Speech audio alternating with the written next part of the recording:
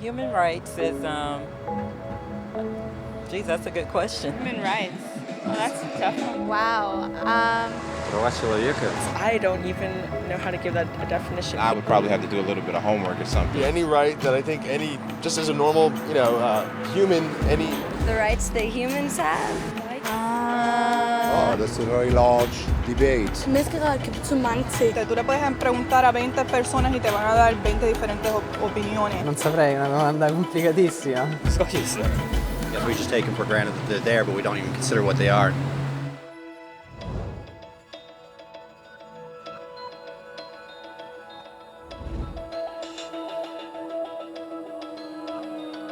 Los derechos humanos son los derechos que simplemente tienes por el hecho de ser humano. Es la forma en que instintivamente esperas que se te trate y el trato que mereces como persona, como el derecho a vivir en libertad, a expresar tus pensamientos y a ser tratado con igualdad. Hay muchos tipos de derechos. La mayoría es aplicable a ciertos grupos. Pero los derechos humanos son los únicos que corresponden absolutamente a todos, en todas partes. Significan niños, personas mayores, gente pobre, basquetbolistas, recolectores de basura, cantantes de rap, maestros africanos, indios, albanos, cristianos, musulmanes, cabalistas, ateos, tu mamá, tu papá, el vecino y tú mismo.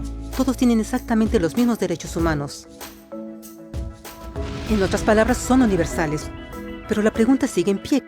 ¿Qué son? Name the human rights? What the human rights are? The right to live. Equality between all peoples. Right to religion, the right to... Is there supposed to be a list somewhere I should be aware of? De acuerdo con las Naciones Unidas, hay un total de 30 derechos humanos que generalmente se agrupan y sencillamente se llaman derechos humanos. Todos ellos se enumeran en la Declaración Universal de Derechos Humanos, que es el documento más ampliamente aceptado sobre el tema. Pero fue hace mucho tiempo cuando surgieron. Al principio no había derechos humanos. Si estabas con el grupo correcto, estabas seguro. Si no, bueno, no lo estabas. Pero entonces un personaje llamado Ciro el Grande decidió cambiar todo eso. Después de conquistar Babilonia, hizo algo completamente revolucionario. Anunció que todos los esclavos eran libres. También dijo que la gente tenía la libertad de escoger su religión sin importar de qué grupo formara parte. Documentaron sus palabras en una lápida de barro conocida como el Cilindro de Ciro. Y así nacieron los derechos humanos. La idea se extendió rápidamente a Grecia, la India y finalmente a Roma.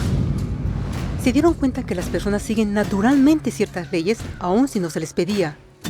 Llamaron a esto ley natural, pero siguió siendo pisoteada por los que tenían el poder. No fue sino hasta 1000 años después, en Inglaterra, donde finalmente lograron que el rey aceptara que nadie podía invalidar los derechos de las personas, ni siquiera el rey. Los derechos de las personas fueron finalmente reconocidos y ahora estaban protegidos de quienes estaban en el poder, hasta cierto punto. Aún se necesitó que un grupo de rebeldes británicos declararan su independencia antes de que el rey aceptara que todos los hombres fueron creados iguales. No es que le gustara la idea, pero no los pudo detener, y así nacieron los Estados Unidos.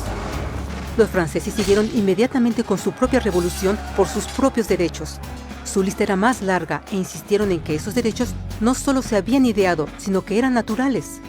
El concepto romano de ley natural se había convertido en derechos naturales. Desafortunadamente, no todos estaban entusiasmados.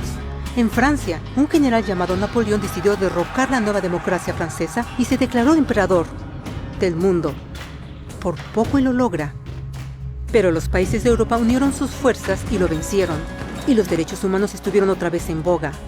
Se redactaron acuerdos internacionales garantizando ampliamente muchos derechos en toda Europa. Pero solo en Europa. De alguna forma, el resto del mundo todavía no tenía esos derechos. Por el contrario, esos países fueron invadidos, conquistados y consumidos por los enormes imperios europeos. Pero entonces un joven abogado hindú decidió que era suficiente.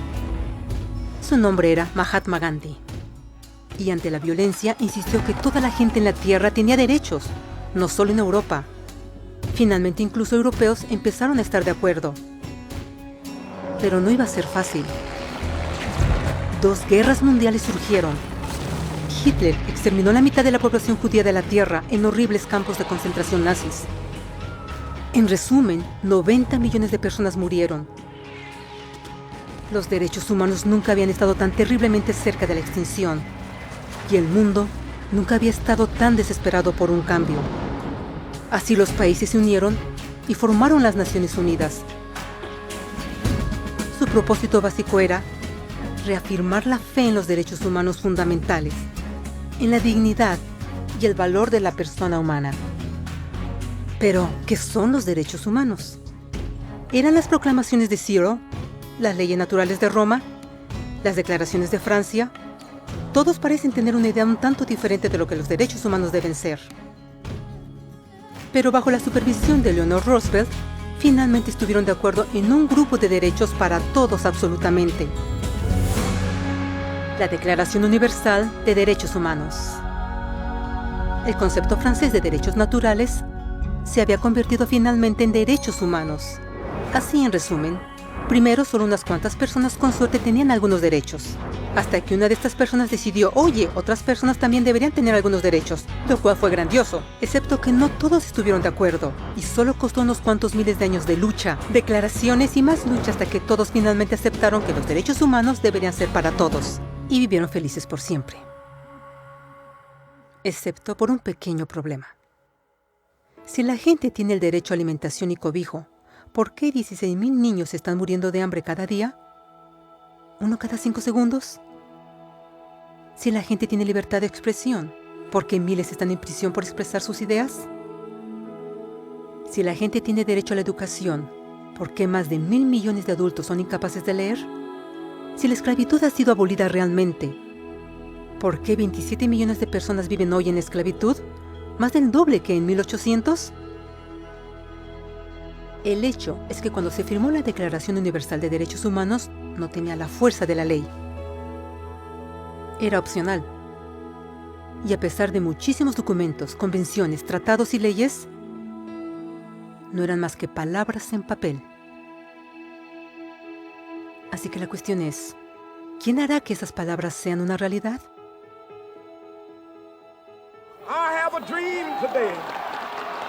Cuando el Dr. King marchó a favor de la igualdad racial, él estaba marchando por los derechos que habían sido garantizados por las Naciones Unidas desde hacía casi 2 décadas. Pero de todas maneras, él marchó. Cuando Nelson Mandela defendió la justicia social en los años 90, su país había acordado ya abolir tal discriminación de casi 40 años. Pero de todas maneras él luchó. Esos que luchan hoy contra la tortura, pobreza y discriminación no son gigantes o superhéroes. Son gente común. Niños, madres, padres, maestros, individuos de pensamiento libre que no están de acuerdo en estar en silencio, que reconocen que los derechos humanos no son una lección de historia, no son palabras en una hoja de papel, no son discursos, campañas comerciales o de relaciones públicas. Son las elecciones que hacemos cada día como seres humanos. Son la responsabilidad que todos nosotros compartimos, de respetarnos mutuamente, de ayudarnos unos a otros y de proteger a los necesitados. Como Eleanor Roosevelt dijo, después de todo, ¿dónde comienzan los derechos humanos universales? En pequeños lugares, cerca del hogar, tan cercanos y tan pequeños que no pueden ser vistos en ningún mapa del mundo. Sin embargo, son el mundo del individuo común, el vecindario donde vive, la escuela o universidad donde estudia, la empresa, la granja u oficina donde trabaja. Tales son los lugares donde cada hombre, mujer y niño busca igualdad de justicia, igualdad de oportunidades, igualdad de dignidad sin discriminación. A menos que estos derechos tengan un significado ahí, no tendrían significado en ninguna parte.